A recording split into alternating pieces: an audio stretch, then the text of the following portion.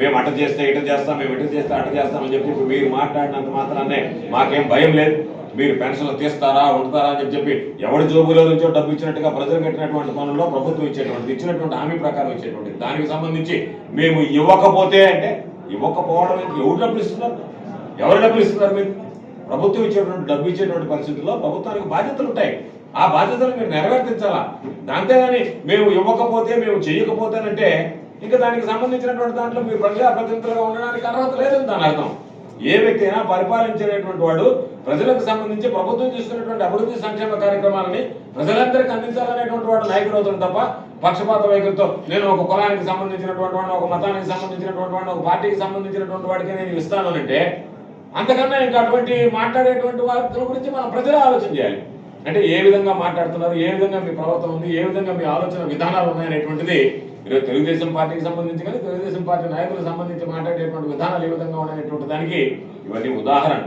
కాబట్టి ఖచ్చితంగా రాబోయేటువంటి రోజుల్లో నేను మరలా చెప్తున్నా, జోష్యం చెప్పినట్టే చెప్తున్నా, నెల్లూరు జిల్లాకు సంబంధించి 10 నియోజకవర్గాలలో వైఎస్ఆర్ కాంగ్రెస్ పార్టీ జెండా రెపరెపలాడడంతో పాటు 2 పార్లమెంటు నియోజకవర్గాలు వైఎస్ఆర్ కాంగ్రెస్ పార్టీ కైవసం చేసుకోవడం, భారీ మెజారిటీలు సాధించి కైవసం చేసుకోవడం ఖాయం. ఇటువంటి పరిస్థితుల్లో ఈ ప్రాంతానికి సంబంధించి మెట్ట ప్రాంతం, ఇబ్బంది పడేటువంటి ప్రాంతం, దీనికి సంబంధించినటువంటి పాపం అతి తక్కువ సమయం ఉన్నా సరే విక్రమ్ ఎన్ని విధాలుగా ఈ ప్రాంతానికి సంబంధించి ఆలోచన చేసాడో, ఎన్ని విధాలుగా పోరాడాడో, జగన్మోహన్ రెడ్డి గారి దగ్గర విక్రమరెడ్డి గారికి ఉన్నటువంటి సాన్నిహిత్యం, అనుబంధం, ఆ కుటుంబానికి ఉన్నటువంటి సంబంధం, కష్టకాలంలో పెద్ద ఆయన రాజమోహన్ రెడ్డి గారు పదవిని కూడా త్యాగం చేసి ఆ కుటుంబం జగన్మోహన్ రెడ్డి గారికి అండగా నిలిచింది. కాబట్టి జగన్మోహన్ రెడ్డి గారు అదే విధంగా పాపం విలువిచ్చి ఏ విధంగా అభివృద్ధి చేయాలనేటువంటి ఆలోచనతో సంగం బ్యారేజ్ పూర్తి చేస్తే, సంగం బ్యారేజ్తో పాటు నెల్లూరు బ్యారేజ్ పూర్తి చేస్తే మీరు అధికారంలో ఉన్నప్పుడు ఎందుకు చేయలేకపోయారు? మీకు ఎందుకు చేత కాలేదు? ఈరోజు ఒక్కొక్క ఆయన ఎలగదీస్తున్నాడు మైకులు పట్టుకుని అది ఇది అని చెప్పి మేము అడిగేది మిమ్మల్ని. రాజశేఖర రెడ్డి గారు వేసినటువంటి పునాది శంకుస్థాపన మీరు ఎందుకు చేయలేకపోయారు? మీరు పనిచేశారే, తర్వాత ఈ ప్రాంతంలో పనిచేశారు, రాష్ట్ర స్థాయిలో పనిచేశారే, ఎందువల్ల పూర్తి చేయలేకపోయారు? దాన్ని పూర్తి చేసినటువంటి వ్యక్తులు జగన్మోహన్ రెడ్డి గారు కాదా? సగం బ్యారేజ్లో జగన్మోహన్ రెడ్డి గారు తీసుకొస్తే ఈరోజు పాప ఈ ప్రాంతానికి సంబంధించి 2 సార్లు శాసనసభ్యుడిగా, ఒకసారి మంత్రిగా పనిచేసినటువంటి గౌతమ్ రెడ్డి గారి పేరు పెట్టాలని చెప్పి అందరం ప్రతిపాదిస్తే ఆ రోజు మీరందరూ సాక్షులు, మీరందరూ బాధ్యులు. జగన్మోహన్ రెడ్డి గారు సరేనంటే ఈరోజు ఆ పేరు పెడితే మీరు చేసినటువంటి ఘనకార్యం ఆ పేరు తొలగించడమా? అభివృద్ధి చేత కానటువంటి మీరు, అభివృద్ధి చేయలేనటువంటి మీరు అవమానించేటువంటి విధంగా వ్యవహరించడం తప్ప ప్రజాప్రతినిధుల్ని రేపు ఏ విత్తనం అయితే నాటుతామో అదే విత్తనం పండద్దనేటువంటి విషయాన్ని గుర్తుంచుకోండి. భవిష్యత్తు ఎవరిని కూడా వదిలిపెట్టదు.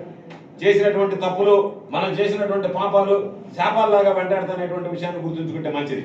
కాబట్టి ఖచ్చితంగా వైఎస్ఆర్ కాంగ్రెస్ పార్టీ బలమైనటువంటి శక్తిగా తయారైంది. 19 నెలల కాలంలోనే ఎందుకు ఈ దరిద్రాన్ని ఎత్తుకున్నామని చెప్పి ఇప్పటికే అనేక సందర్భాలు నేను చెప్పా. పాలు ఇచ్చేటువంటి పాడి బరిని వదిలిపెట్టి మేత మేసేటువంటి దున్నపోతను తీసుకొచ్చి గార్డెన్ కట్టేసుకున్నాం అనేటువంటిది ప్రజలు మాట్లాడేటువంటి మాట ఈరోజు చంద్రబాబు నాయుడు ముఖ్యమంత్రి అయిన తర్వాత.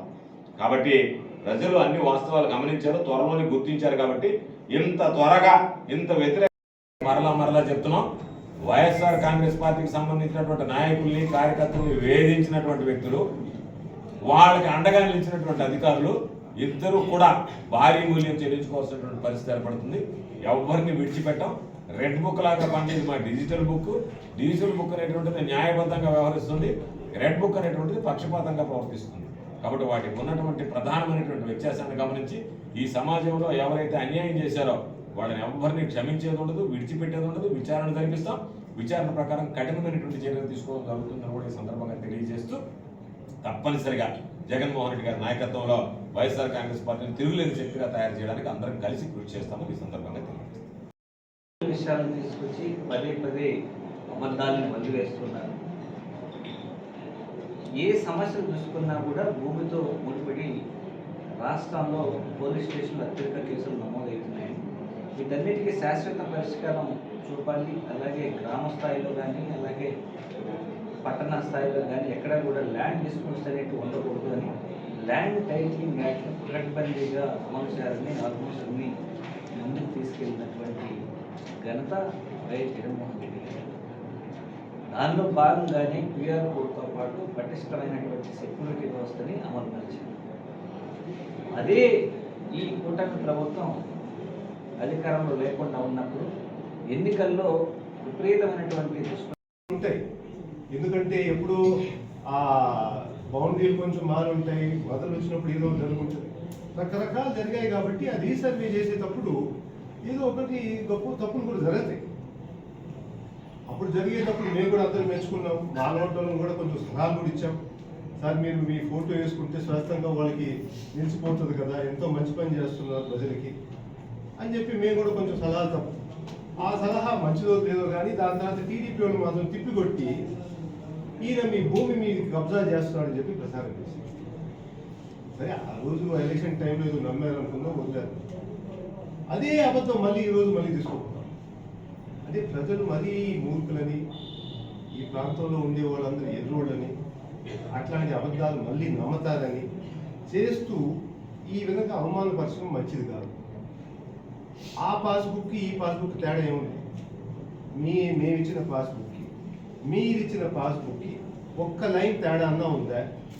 ఆ క్యూఆర్ కోడ్ కొడితే ఏమైనా వేరే విశేషాలు వస్తున్నాయా? అదో ఒక్క ఫోటో తప్ప ఆ పాస్బుక్లో తేడా లైన్ లెవెల్లో మారినాయి. ఒక సంవత్సరం పట్టిందని. ఏం సంవత్సరం? ఎందుకు పట్టాలి మీకు సంవత్సరం?